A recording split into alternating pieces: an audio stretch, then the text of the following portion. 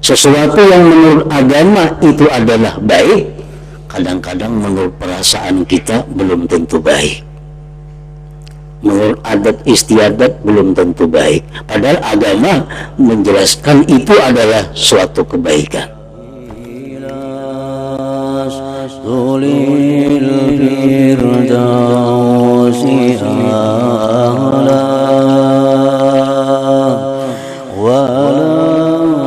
Bismillahirrahmanirrahim. Alhamdulillahirrahmanirrahim. Alladzi amarana bil adli wal ihsan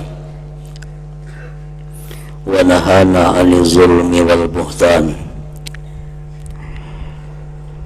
Asyhadu an la ilaha illallah wahdahu la syarika lah, al-malikul hannan, wa asyhadu anna sayyidana Muhammadan abduhu wa rasuluhu sayyidu waladi adnan.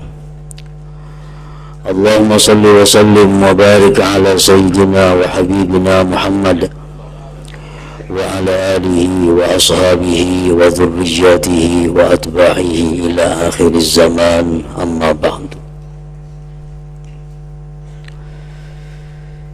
Yang kita hormati dan kita cintai para habaib, para alim ulama, para muhibbin, hadirin, hadirat, rahimakumullah.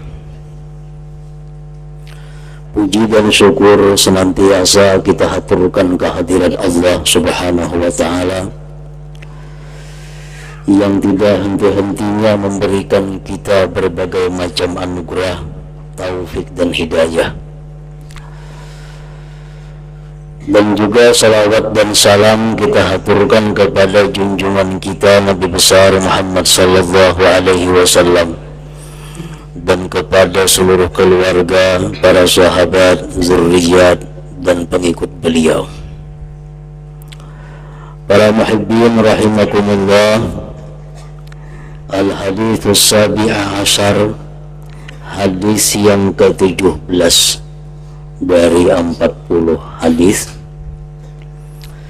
An Abi Ya'la Shaddad bin Aus radhiyallahu ta'ala anhu an Rasulillah sallallahu alaihi wasallam qala inna Allaha kataba al-ihsana ala kulli syai' fa idza qataltum fa ahsinul qitlah wa idza zabahtum fa ahsinuz dzibha wal yuhidda ahadukum syafratahu wal yurih zabihatahu, rawahu Muslim.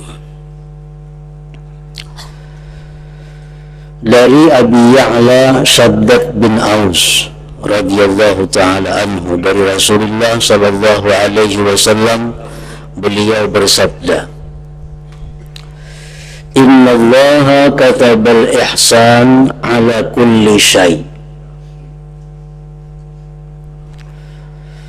Para pensyarah hadis menjelaskan makna itu innallah katabal ihsan ala kulli syai'. Innallaha talabal ihsan ala kulli syai'. Sesungguhnya Allah menuntut kita untuk melakukan ihsan atas tiap-tiap sesuatu. Menuntut artinya bisa hukumnya wajib dan bisa hukumnya sunat. Ada hal-hal yang kita dituntut wajib melakukan ihsan, ada hal-hal yang kita dituntut sunat melakukan ihsan itu. Ala kulli syai', atas tiap-tiap sesuatu. Nah, para muhibbin rahimakumullah, ihsan itu artinya adalah berbuat baik sesuai dengan tuntunan syara. Jadi berbuat baik itu bukan menurut adat istiadat, bukan menurut perasaan kita, tetapi berbuat baik sesuai dengan tuntunan agama. Itu namanya adalah ihsan. Karena antara perasaan dengan adat istiadat dengan agama itu kada selalu sama, kadang-kadang berbeda. Sesuatu yang menurut agama itu adalah baik, kadang-kadang menurut perasaan kita belum tentu baik, menurut adat istiadat belum tentu baik, padahal agama menjelaskan itu adalah suatu kebaikan. Nah, oleh karena itu pengertian ihsan yang mana Allah menuntut kita untuk melakukannya tadi adalah berbuat baik atas segala sesuatu sesuai dengan tuntunan syariat atau tuntunan agama. Para muhibbin rahimakumullah, Allah subhanahu wa ta'ala menuntut kita untuk berbuat baik atas tiap-tiap sesuatu. Nah, pengertian sesuatu itu sangat luas dan sangat umum.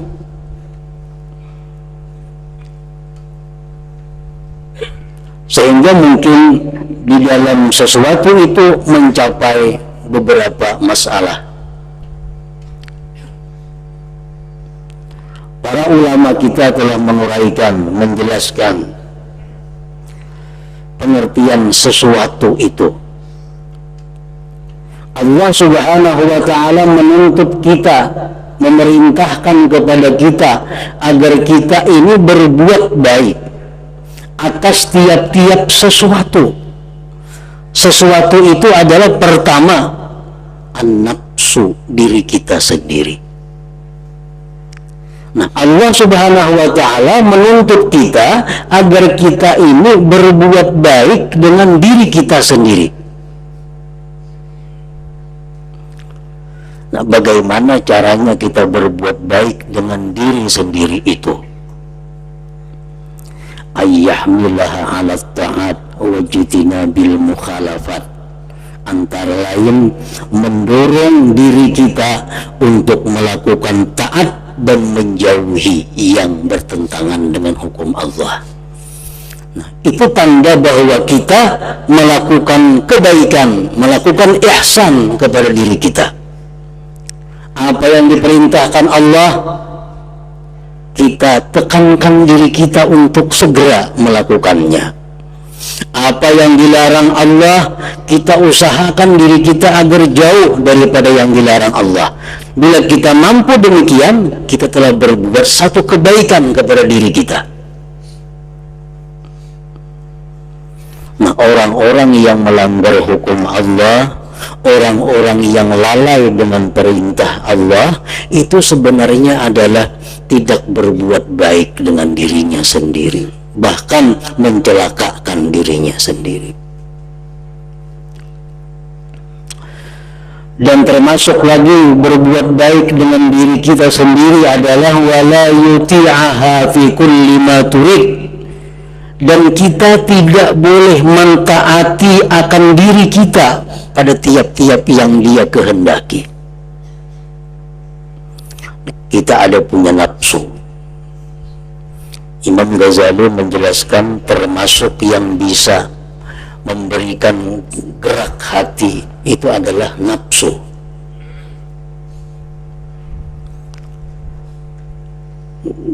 Geritik hati kadang-kadang bisa timbul dari nafsu. Nah, jangan selalu dituruti. Walaupun kelihatannya apa yang dikehendaki oleh nafsu kita itu berupa ibadah atau taat kepada Allah.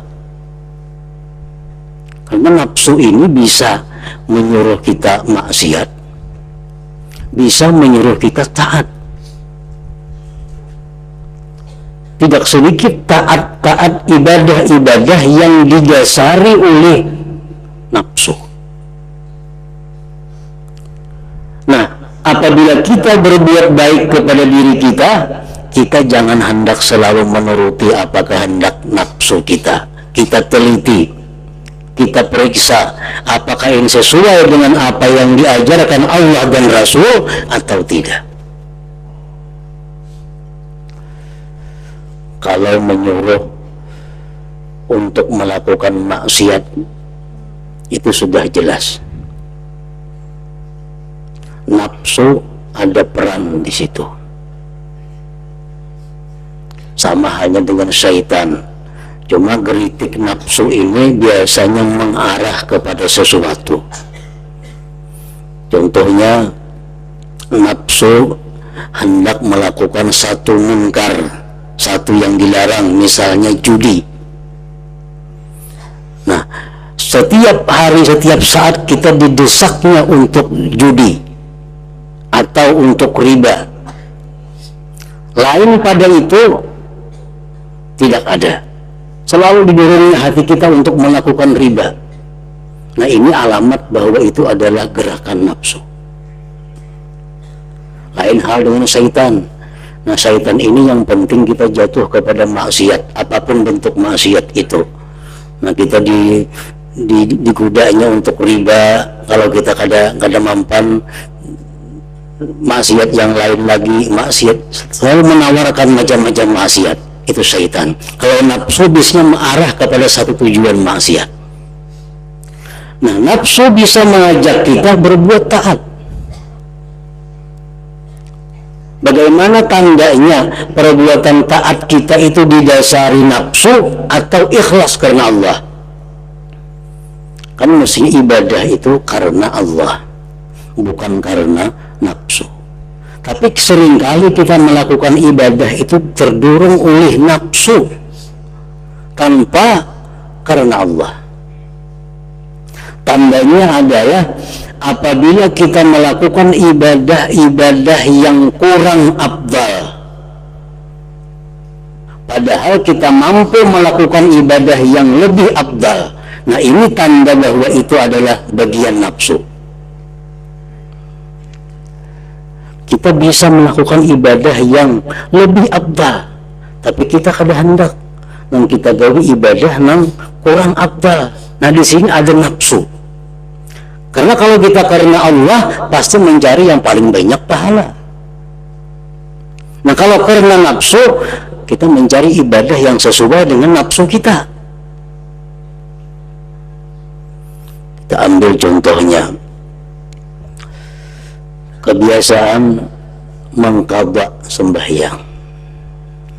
Sembahyang wajib, sembahyang fardu yang ditinggalkan bertahun-tahun, sehingga sudah 10 tahun kada sembahyang atau dalam kambingan sembahyangnya.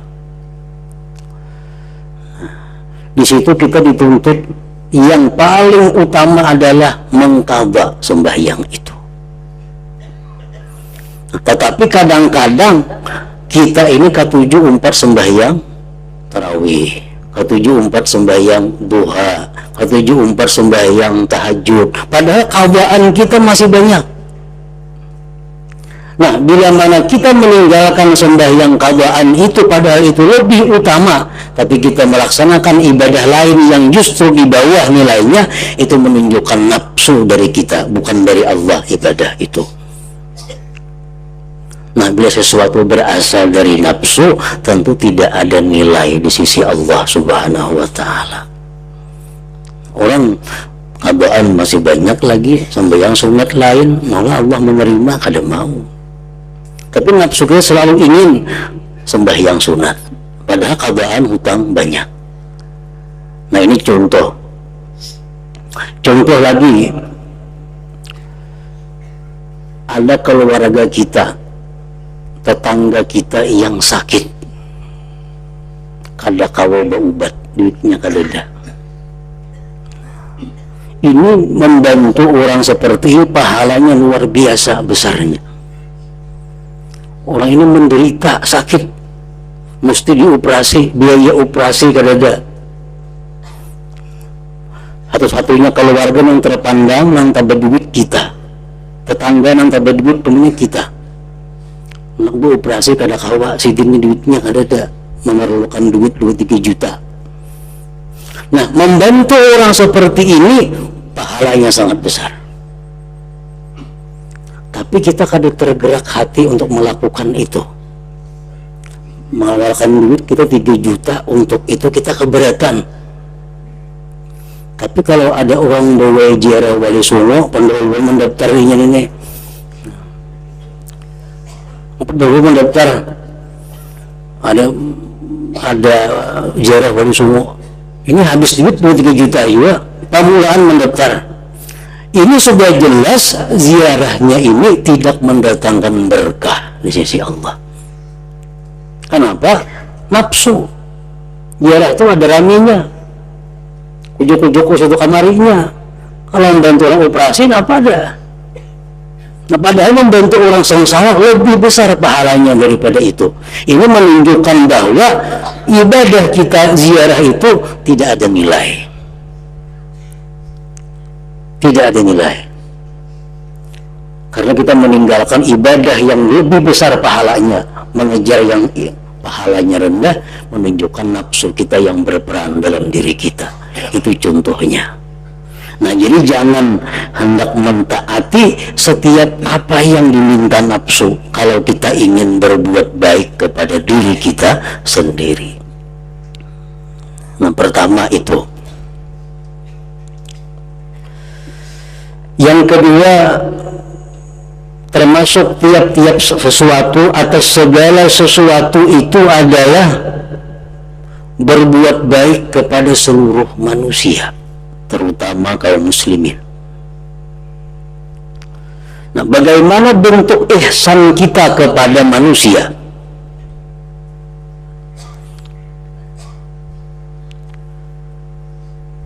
Para ulama pensyarah hadis ini menjelaskan, pertama, ayyan sahalahum,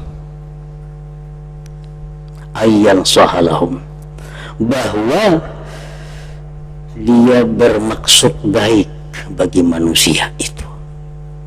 Dia berniat baik, berkehendak baik kepada manusia. Dia tidak ingin seorang jua pun manusia itu sengsara. Dia tidak ingin seorang jua pun daripada manusia itu celaka. Dia tidak ingin seorang jua pun dari manusia itu rugi. Dia tidak ingin seorang manusia jua pun kalah. Nah, ini bentuk ihsan kita kepada manusia, terutama kaum muslimin. Termasuk dalam ihsan kita kepada manusia, wa yas'ala lahumul hidayah wat taufiq wa yatasaddaqa an mautahum wa yad'u lahum bil maghfirati war rahmah.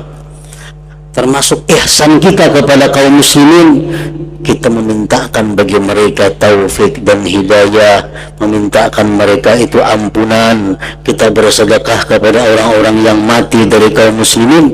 Itu bagian daripada ihsan kita. Kita melaksanakan haul jama' khususan ila ruh bulan bin bulan, summa kemudian ila arwah jami'il muslimin wal muslimat. Nah, itu ihsan ngarannya kepada mereka. Kita doakan mereka.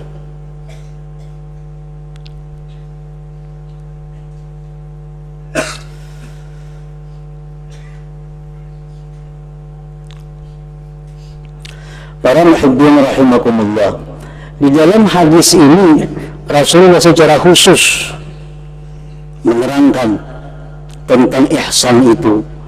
Fa idza qataltum fa ahsinul qitlah wa idza zabahtum fa ahsinuz zibha wa yuhibbu ahadukum syafratah wa yurih zabihatah. Rawahu Muslim. Apabila kalian membunuh sesuatu atau membunuh seseorang yang dibolehkan membunuhnya, maka bagus-baguslah membunuh itu. Bagaimana cara yang bagus dalam hal membunuh itu? Ikhtiyaru ashari turuq wa akhaffiha ilama wa asra'iha izhaqa. Cari tempat di mana yang paling cepat dia mati, yang paling sedikit dia merasa sakit. Wa dzalik bidarbil unuq bis-sayf, yang demikian adalah dengan memancung lehernya. Kalau ini kita melaksanakan hukum-hukum yang sifatnya hukum bunuh, ada orang yang mesti dihukum bunuh, bunuhlah dia itu dengan cara yang paling cepat matinya. Dan agama Islam sudah mengajarkan bagaimana cara yang paling cepat itu adalah dengan memancung lehernya dengan pedang, karena itu paling cepat, lebih cepat daripada ditimbak, lebih cepat lagi daripada digantung, lebih cepat daripada disetrum. Nah, ada yang menghitung para ahli bahwa dengan memancung leher itu cuma merasa sakit kurang lebih 3 detik.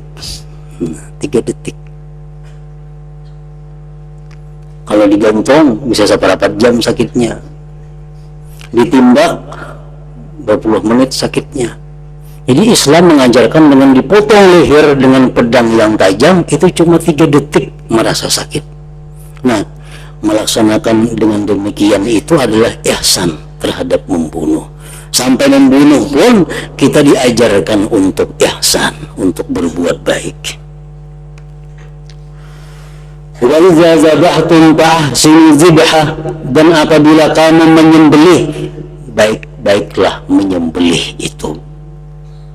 Bagaimana yang baik menyembelih itu? Ayyakuna bisikinin madin, dengan pisau yang tajam. Wa ayyu'ajjila imraraha ala madbahil bahimah, dan bahwa dia segera melalukan pisau itu di lehernya. Wala yuhiddas sikin bihadratiha, dan tidak menajamkan pisau di hadapannya. Nak nyembelih kambing, nah mas lading di hadapannya, nah itu satu kejahatan. Nabi kita melihat seorang laki-laki waktu itu anak menyembelih kambing, maasah lading di hadapan kambing. Ujar Nabi, ikan 2 kali membunuhinya ngarannya, 2 kali membunuh itu. Wala yuhiddas sikin bihadratiha, dan bahwa tidak menajamkan pisau di hadapan binatang itu. Wala bihadrati ghairiha, dan tidak menyembelih di hadapan yang lainnya. Sebab kurban kita 2 ekong, jangan saya ekong disembelih, nah dipisah, jauhakan dahulu nang ekongnya atau lain akan tempatnya. Termasuk yang dituntut Allah kepada kita, ihsan. La siyama ummuha waladuha, lebih-lebih ibu atau anaknya. Para muhibbin rahimakumullah, diriwayatkan bahwa Nabi Yakub alaihissalam dicoba oleh Allah dengan dipisahkan Nabi Yusuf, anak yang paling dicintainya. Dipisahkan sekian tahun. Salah satu penyebabnya, para ulama mengatakan Nabi Yakub itu pernah menyembelih unta di hadapan anaknya.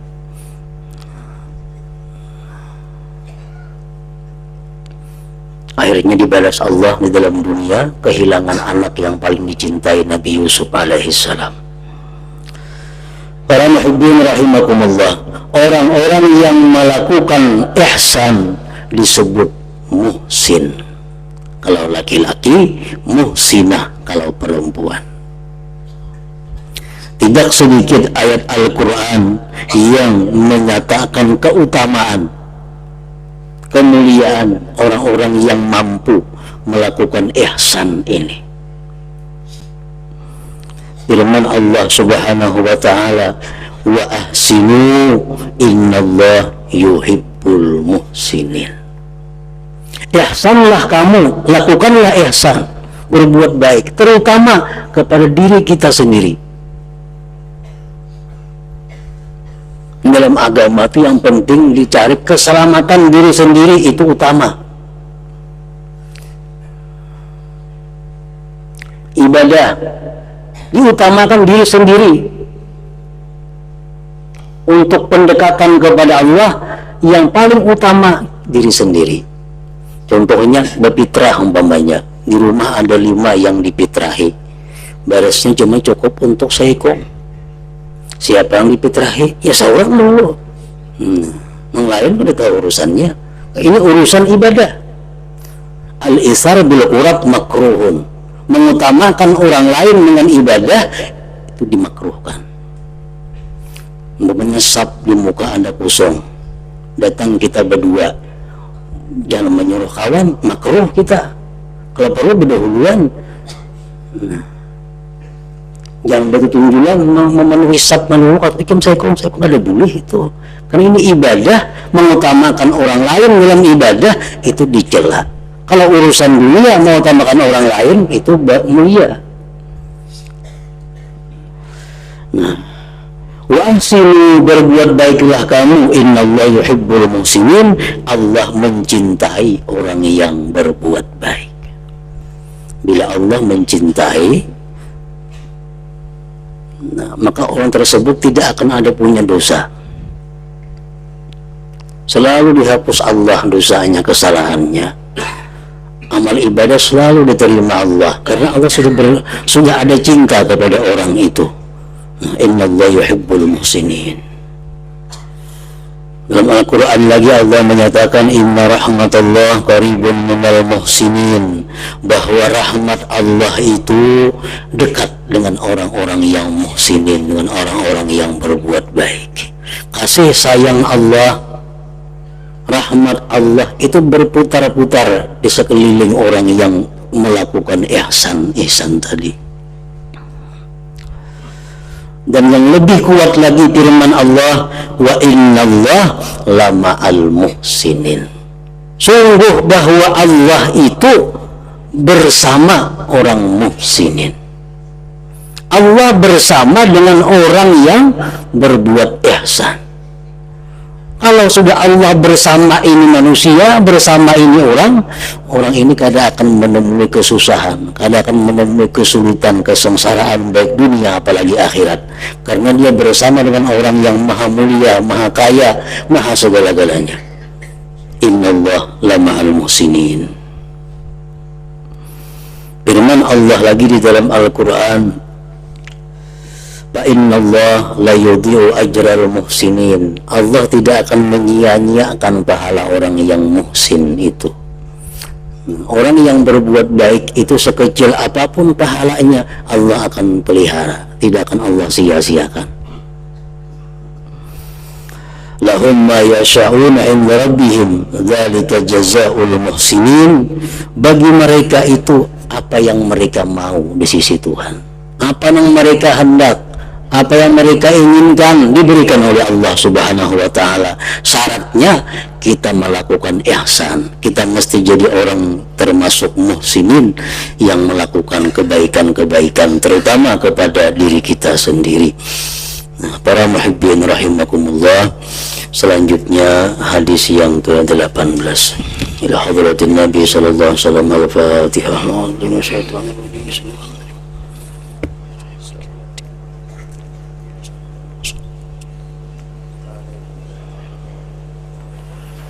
أشهد أن لا إله إلا الله وحده لا شريك له وأشهد أن سيدنا محمدا عبده ورسوله لا إله إلا الله نستغفر الله لا إله إلا الله نستغفر الله لا إله إلا الله نستغفر الله لا إله إلا الله ونتوب إلى الله لا إله إلا الله محمد رسول الله صلى الله عليه وسلم ويا الرجل منه شفاعة صلوا عليه وسلموا تسليما اللهم صل وسلم.